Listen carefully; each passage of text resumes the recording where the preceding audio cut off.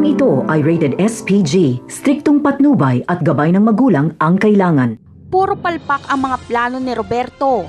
Ang utos niya kay Colonel Romero na itumba si Fatima ay palpak dahil ililigtas ni Tanggol si Fatima.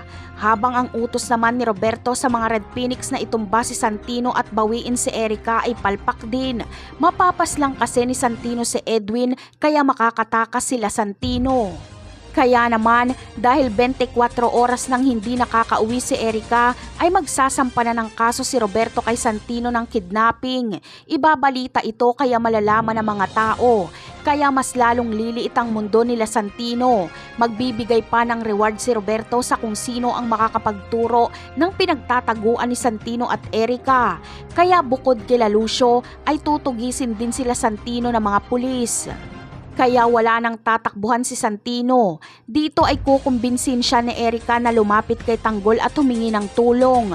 Kaya kahit alam ni Santino na hindi siya patatawarin ni Tanggol, ay magbabaka sakali siya. Lalapit siya kay Tanggol at hihingi ng tawad. Ikikwento niya na ginamit lang ni Lucio ang galit niya kay Tanggol para magawa ang pasabog.